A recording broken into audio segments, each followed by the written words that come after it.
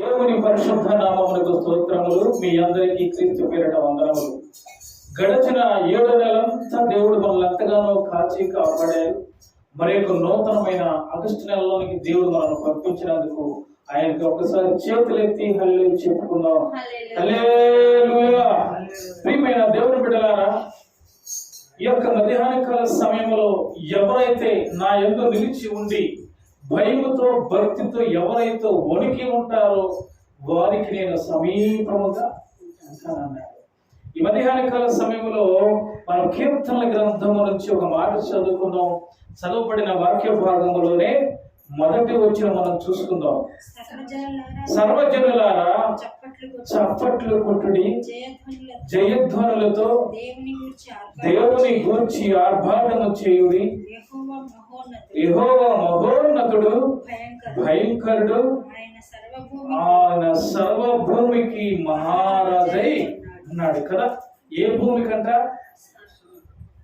ఈ లోకములో భూమి ఎంతవరకు ఉంటుందో, భారతదేశం కాదు, అమెరికా దేశం కాదు, లేకపోతే వేరే దేశం కాదు, కానీ ఈ సర్వ భూప్రపంచానికి ఆయన ఏమై ఉన్నాడట? మహారాజై ఉన్నాడు. ఆయన మహారాజై అంటే మనమేమై ఉంటాం చెప్పండి? తండ్రికి బిడ్డలు ఏమవుతారు? కుమారులుగాను కుమార్తెలుగాను ఉంటారు. ఆయన మహారాజై ఉన్నాడు కాబట్టి మనం కూడా రాజుగారి బిడ్డలం. అయితే ప్రియమైన దేవుని బిడ్డలారా, ఇక్కడ చదవబడిన మాటల్లో ఏమున్నదంటే, ఇజ్రాయేలీలు ఐగుప్తు రాజ్యములో అనేక సంవత్సరములు బానిసత్వంలో నుండి బ్రతికారు. మనందరం పోయినసారి మాటలు విన్నాం. బానిసత్వంలో నుంచి బయటకు వస్తే ఆ ప్రజలు మోషే 40 సంవత్సరాలు నడిపిస్తే వారు మాకు ఈ ఆహారం బాగోలేదు, ఈ వస్త్రాలు బాగోలేదు అని చెప్పేసి ఎంతగానో మోషే మీద సరిగారు, గునిగారు, ఎంతగానో విభేదించారు. అందుకనే ప్రియమైన దేవుని బిడ్డలారా, మనము బ్రతుకుతున్న ఈ దినంలో కూడా మన బిడ్డలకు, మన కుటుంబాలకి మనం ఎంత సంపాదించినా ఇంకా నువ్వేమి సంపాదించావు అని చెప్పేసి బిడ్డలు ఈ లోకంలో లేకపోలేదు. ఇంకా ఎందుకు నీ వయసు అయిపోయిందిగా అనే బిడ్డలు ఈ లోకంలో కూడా ఉన్నారు. ఇలా జరుగుతున్న ఈ కార్యక్రమంలో పోయిన వారం మనం ఏం చెప్పుకోం? ఉపవాసం చేసుకుంటున్నప్పుడు ఎలా ఉండాలట? ఎలా ఉండాలని చెప్పుకున్నాం? నీ తలంటుకొని, నీ ముఖము కడుక్కొని, ఉపవాసం చేస్తూ నీ గదిలోనికి వెళ్ళి నీ రహస్యమందును నీ తండ్రికి నీవు మొరపెట్టాలని కొన్ని మాటలు మనం ఆత్మీయంగా కొన్ని మాటలు మనం తెలియజేసుకున్నాం. అదేవిధంగా ఇక్కడ కూడా ఇశ్రాయేలును విడిపించడానికి మోషే ఎన్నో దినాలు ఉపవాసం ఉండి ఎన్నో మోషే ద్వారా అద్భుతాలు చేసి దేవుడు ఇశ్రాయేలును విడిపించి తీసుకొచ్చాడు. విడిపించి తీసుకొస్తే ఇశ్రాయేలు దేవుని మాటకి ఎదురు తిరిగి దేవునితో ఉండకుండా వేరొక విధంగా ప్రవర్తించారు. అసలు వేరొక విధంగా ప్రవర్తిస్తే మనం కూడా మన బిడ్డలను, మన కుటుంబాన్ని, మన భార్య భర్తలను కలిసి పెంచుతాం. వారు పెరుగుతారు, పెద్ద అయిపోతారు. తర్వాత వారి ప్రవర్తన వేరొక విధంగా ఉంటే మనకి ఎంత బాధ కలిగిద్దండి, కదా ఎంతో వేదన కలిగిద్ది. భయంకరమైన శోధనలో మనం పడిపోతాం. ఈ లోకంలో అనేక మంది బిడ్డలు శోధన లేని గృహం లేదట. అవునా? శోధన లేని గృహం లేదు. భార్య శోధన పెడితే భర్త శోధన పెడితే భార్య, వీళ్ళిద్దరూ ఐక్యత కలిగి జీవిస్తూ ఉంటే బిడ్డలు శోధన పడుతున్నారు. దీనంతటి కారణం ఏమిటంటే సాతాను వీళ్ళ హృదయంలో ప్రవేశించి గలిబిలి చేసి వీళ్ళని చక్కగా ఉంచకూడదు అని చెప్పేసి అది మన హృదయాల్లోకి వచ్చి మనకి వేరొక రూట్ అది మళ్ళీ ఫలిస్తుంది. అయితే ప్రియమైన దేవుని బిడ్డలారా, దేవుడు శ్రమలను మీకు అనుగ్రహించే దేవుడు కాదు. మీరందరూ క్షేమంగా ఉండాలని దేవుడు కోరుకుంటాడు. అయితే ఒకవేళ శ్రమలు మీ మీద అనుమతికి వచ్చినట్లయితే ఆ శ్రమలో నీవు స్వర్ణముగా మార్చుకోవాలి. ఇంకా ఎక్కువగా నీవు ప్రార్థన చేయాలి. ఈరోజు మనం చెప్పగలుచుకున్న వాక్య భాగం ఏంటంటే, ప్రియమైన ఆయన సర్వభూమికి ఏమై ఉన్నాడంట? మహారాజు అయి ఉన్నాడు, భయంకరుడు కూడా అయి ఉన్నాడు. అలాగే చూసుకున్నట్లయితే ప్రియమైన దేవుని బిడ్డలారా, యెజ్రా గ్రంథములో నుంచి మనం కొన్ని విషయాలు మనం మాట్లాడుకుందాం. యెజ్రా గ్రంథము 9వ అధ్యాయము 2వ వచనం 392వ పేజీ. పేజీ నంబర్ కూడా చెప్తున్నాను. ఎజ్రా గ్రంథము 9వ అధ్యాయము 2వ వచనం. వారి కుమార్తెలను పెళ్లి చేసుకొనుచు తమ కుమారులను తీసుకొనుచు పరిశుద్ధ సంతతిగా ఉండవలసిన తాము ఆ దేశము జనులతో కొలిసి కొనిన వారై ఈ అపరాధము చేసిన వారిలో పెద్దలను అధికారులను నిజముగా ముఖ్యులైండురని చెప్పి అందరు చేతులెత్తి హల్లెలూయా చెప్తున్నారు. చదవబడిన వాక్య భాగం మీకు అర్థమైందా? ఏమర్థమైంది? ఇశ్రాయేలు దేవుని కాపాడి ఆయన ఎంతగానో బయటకు తీసుకొస్తే ఆ ఇశ్రాయేలు అంటే ఇక్కడ ఏం చేస్తున్నారు? ఇక్కడ ఇశ్రాయేలీలు ఏం చేస్తున్నారంటే ఇశ్రాయేలీలు పరిశుద్ధపరచబడిన జనాంగము. ఒకటి పరిశుద్ధపరచబడిన జనాంగము.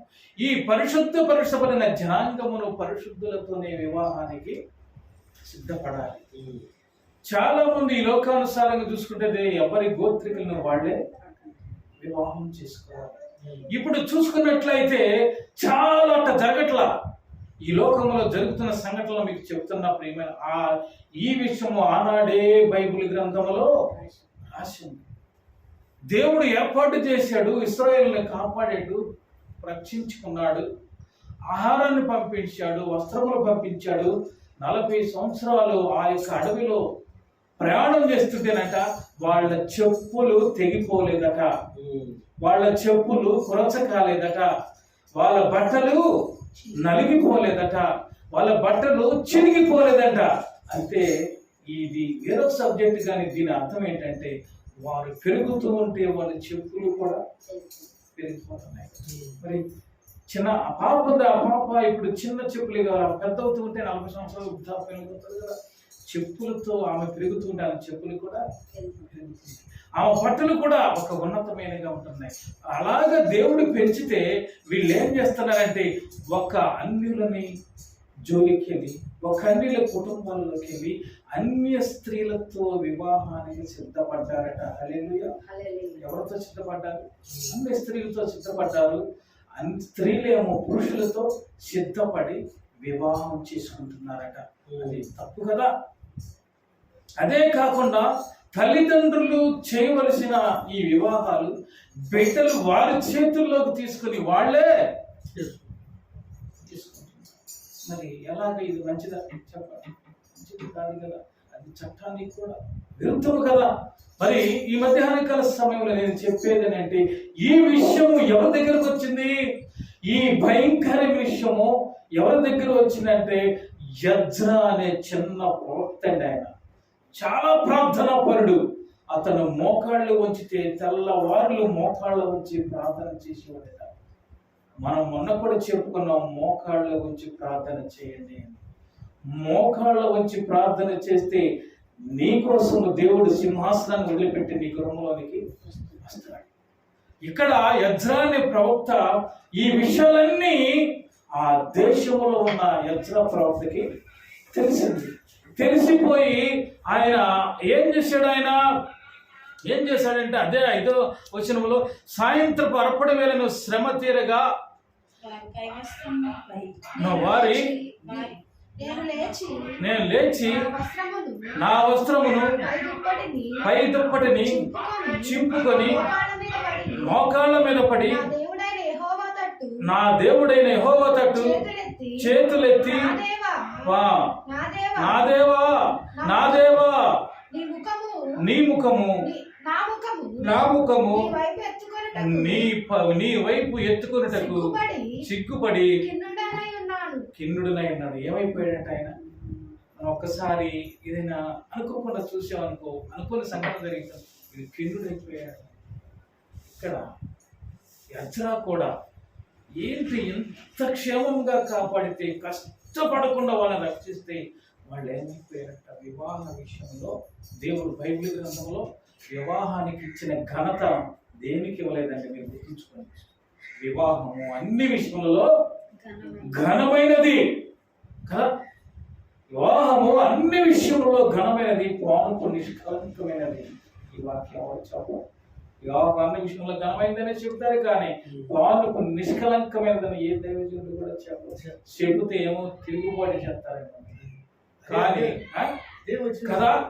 ప్రియమైన దేవుని బిడ్డలారా, ఈ మధ్యాహ్న కాల సమయంలో మనము దేవుడు చెప్పుతున్న మాటలు ఏంటంటే, ఈ విషయాలన్నీ ఎజ్రా దగ్గరికి వచ్చినాయి. ఎజ్రా దగ్గరికి వస్తే ఏం చేశాడట? ఏం చేశాడు? తన బట్టలు చింపుకొని పై దుప్పటి తీసివేసి మోకాళ్ళేసేసాడంట. మోకాళ్ళేసి ప్రార్థన చేస్తూ, నా దేవా నా దేవా, ఈ విషయాలు నా దగ్గరికి వస్తే నేను కిన్నుడనైపోయానయ్యా, నేను చాలా కిన్నుడనైపోయానని చెప్పేసి ఎజ్రా ప్రవక్త ఇశ్రాయేలు పక్షముగా యుద్ధం చేస్తున్నాడండి, ప్రార్థన చేస్తున్నాడండి. మరి మనం కూడా మన దినాల్లో ఇప్పుడు జరుగుతున్నాయి. మన ప్రార్థనలు ఎలాగున్నాయి? మన ఆ యొక్క ప్రవక్తకి ఏమన్నా అవసరమా? ఎవరో పిల్లలు, ఎవరో కుటుంబాలయ్యి, కానీ ఒక ప్రవక్తల మీద, దైవజనుడి మీద ఒక భారము పోయబడి ఉంటది.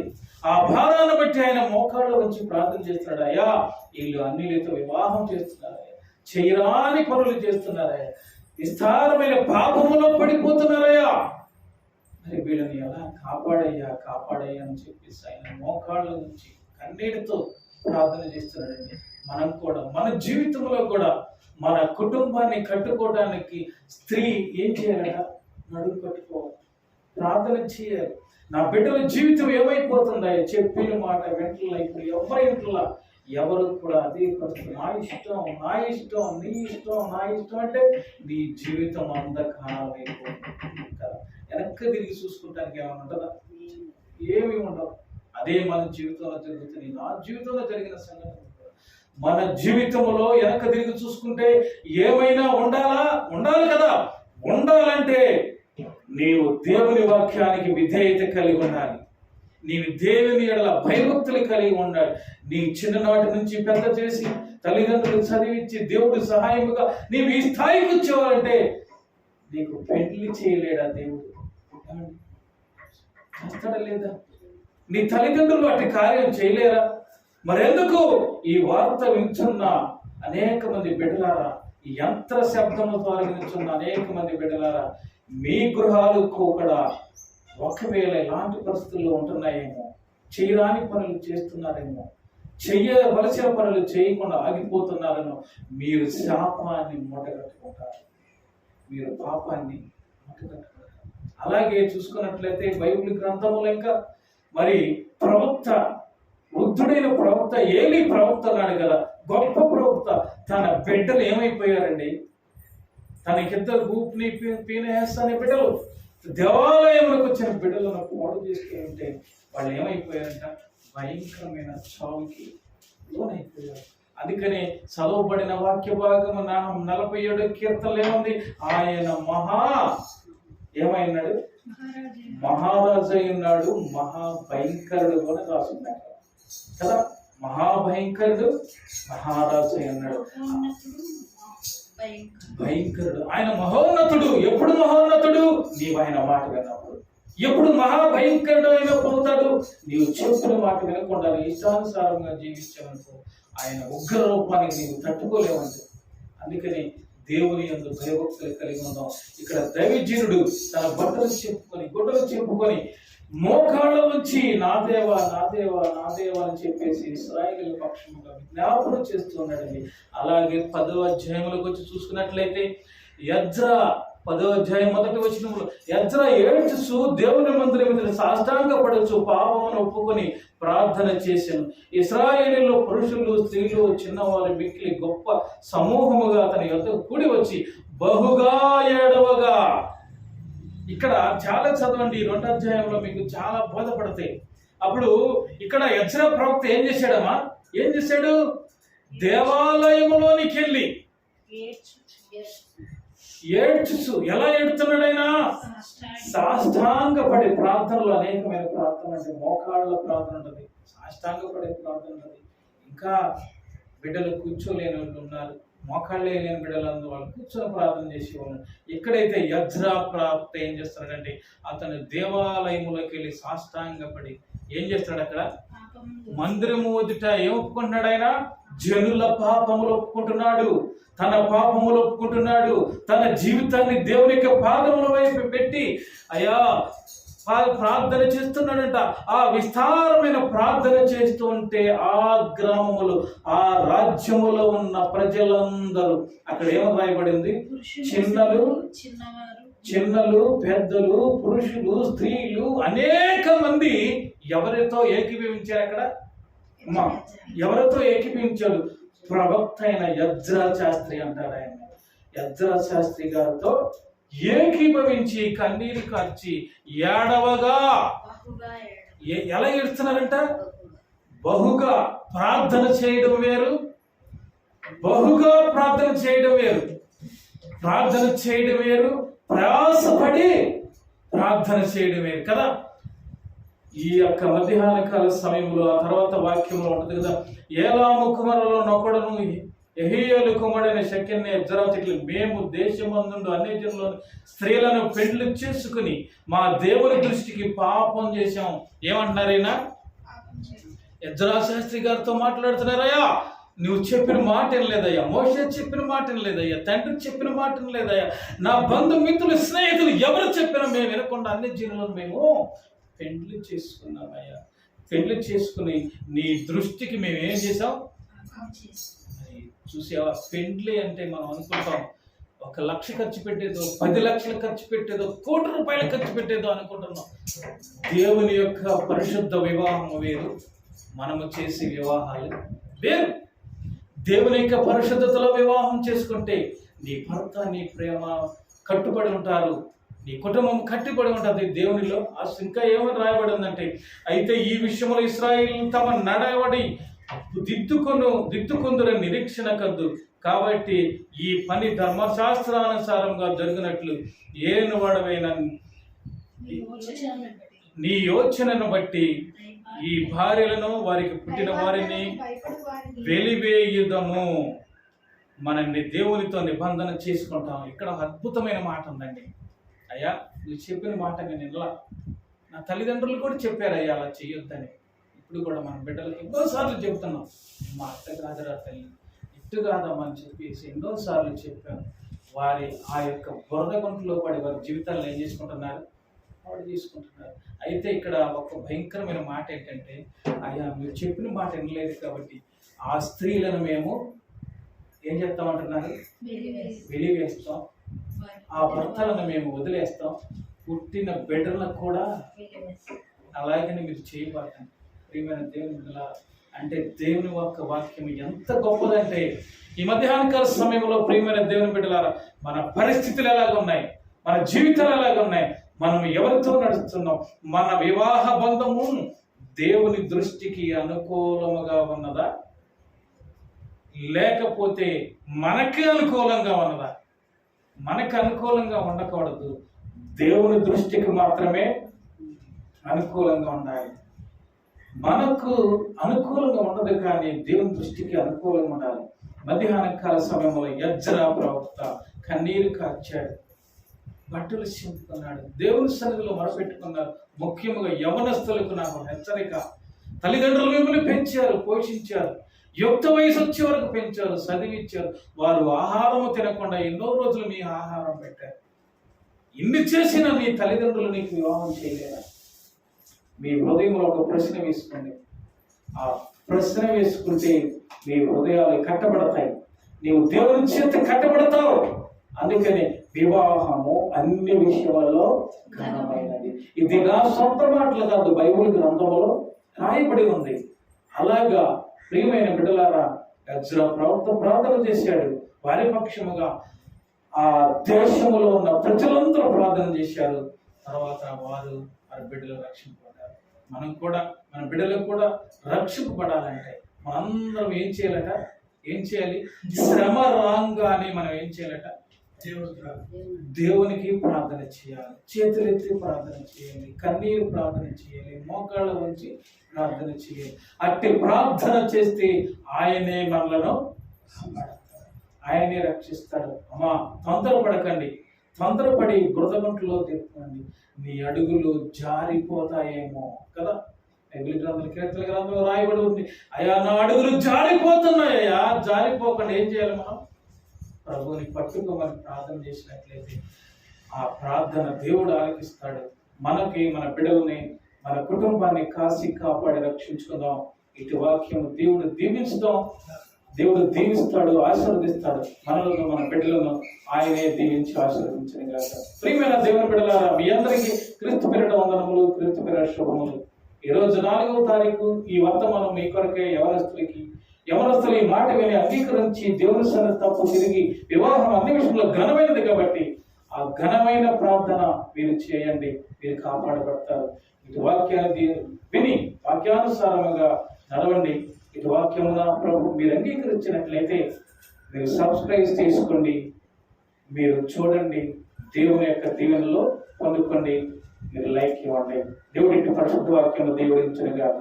ఆమేన్.